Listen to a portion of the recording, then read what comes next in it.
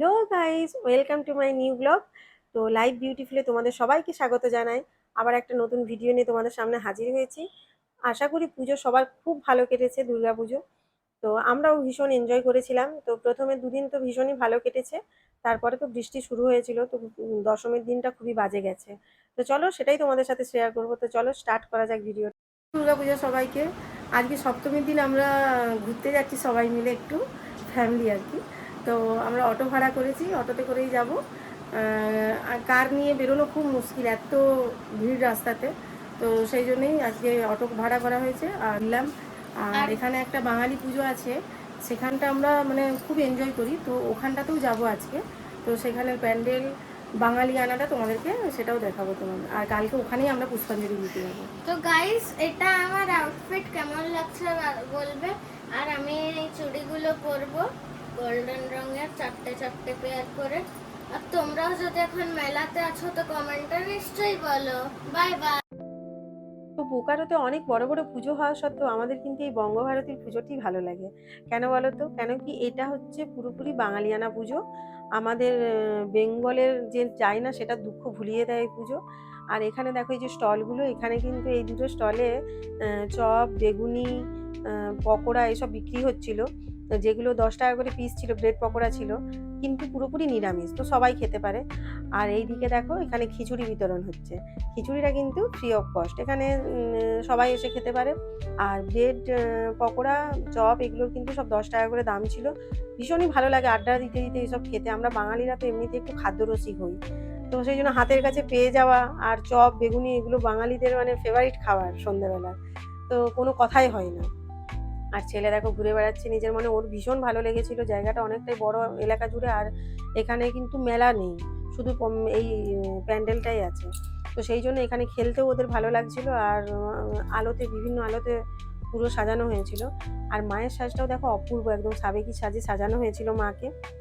তো সেই জন্য ভীষণ ভালো লাগে এখানে আসতে, মন ভরে যায়।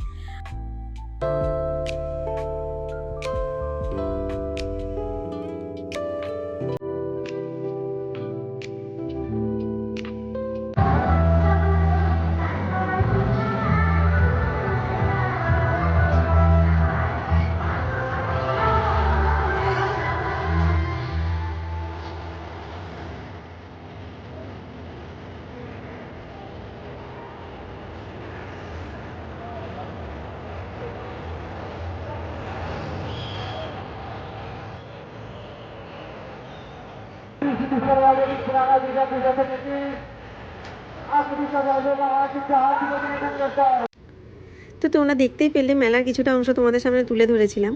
আর তারপর আমরাও যাচ্ছিলাম একটু পেট পুজো করার জন্য।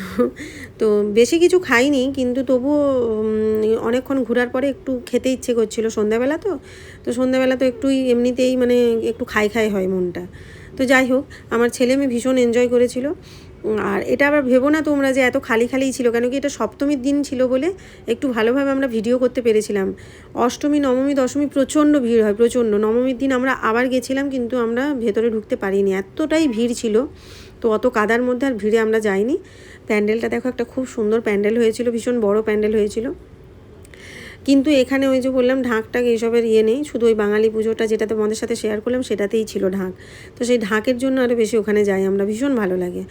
আর এই যে দেখো যেগুলো বসে মেলাতে সাধারণত, সেগুলো সবই বসেছিল, বিভিন্ন বড় বড় স্টল ছিল। যাই হোক, সব মিলিয়ে ভীষণই ভালো লাগছিল। আর একটু টুকটাক খাওয়া দাওয়া আমরা করেছিলাম। করার পর সপ্তমীর দিনটা তো যাই হোক বৃষ্টি হয়নি, সেই জন্য ভালোভাবে আমরা এনজয় করেছিলাম।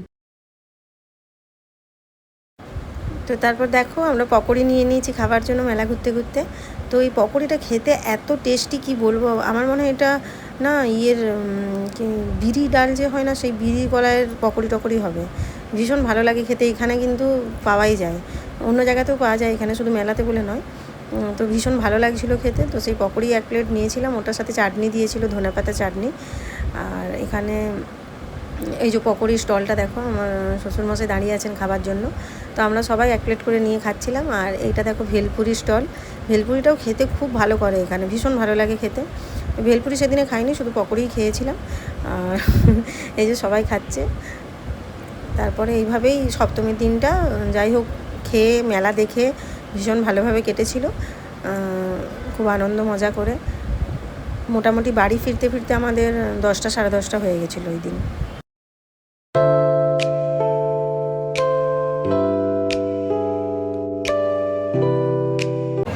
তো মেয়েকে ফটো তুলবার জন্য একটু দাঁড় করিয়েছিলাম, সে কিছুতেই তুলবে না, জোর করে একটা ফটো তুলেছিলাম। তো মেয়ের এটা ছিল সপ্তমীর পোশাক, ছেলে মেয়ের সাথে কয়েকটা ফটো তুলে তারপর আমরা ওখান থেকে বেরিয়ে পড়েছিলাম।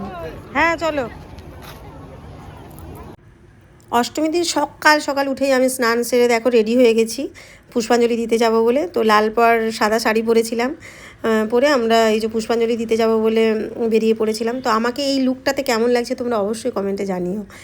আর অঞ্জলি দিতে গিয়ে আমাদেরকে কিছুক্ষণ দাঁড়াতে হয়েছিল, কেন কি 1 রাউন্ড অঞ্জলি তখন হচ্ছিল, প্রচণ্ড ভিড় ছিল আর সেরকম গরম লাগছিল। যাই হোক, এবারে কিন্তু অঞ্জলিটা ভীষণ ভালো কেটেছে, কেন কি আমি সামনের থেকে একদম পুষ্পাঞ্জলি দিতে পেরেছি।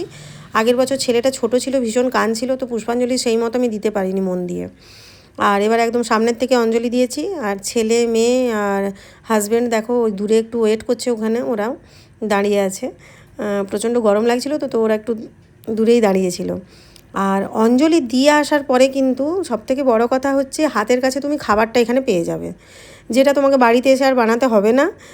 চাইলে তুমি আরও খেতে পারো। এখানে কিন্তু 40 টাকা করে প্লেট, 4টে করে লুচি আর তার সাথে ছোলার ডাল, নিরামিষ সম্পূর্ণ, খুব ভালো লাগছিল খেতে। আর সবথেকে বড় কথা হলো যে এত মানে অঞ্জলি দিয়ে আসার পর না, সত্যি কথা বলতে কি আর লুচি টুচি করতে ইচ্ছে করে না বাড়িতে। তো সেই জন্য হাতের কাছে পেয়ে যাওয়াটা একটা বিরাট ব্যাপার। যাই হোক, আমরাও 3 প্লেট নিয়েছিলাম, 3 জন খাচ্ছিলাম। তো এখানে আমরা তো দেখো পুষ্পাঞ্জলি দিয়ে আমরা মলে চলে এসেছিলাম, এসে কয়েকটা ফটো তুলেছিলাম। আর এখানেও একটা খুব সুন্দর ঠাকুর হয়েছিল, তো তার সামনে দাঁড়িয়েও একটা ফটো তুলেছি আমি। আর ছেলে তারপরে এই যে কার নিয়ে ঘুরে বেড়াচ্ছিল। ও মলে ফার্স্ট টাইম ছেলেকে নিয়ে এলাম, মেয়েকে নিয়ে অনেক আসতাম আগে, এখন সময় সুযোগের অভাবে আসা হয় না। তো ছেলে এই এসে চেপে তার খুব ভালো লেগেছে, খুব এনজয় করেছে, ঘুরছিল।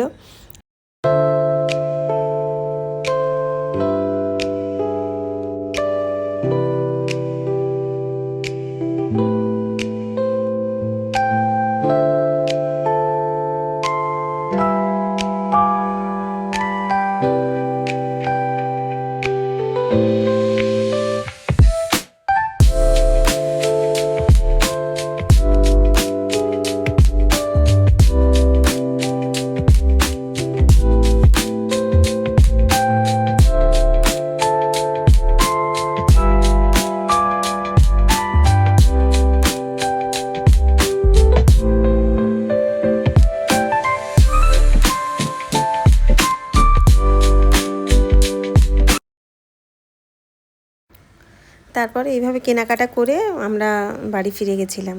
তো এটাই ছিল আমাদের অষ্টমীর দিন সকালের মানে ঘোরাফেরাটা।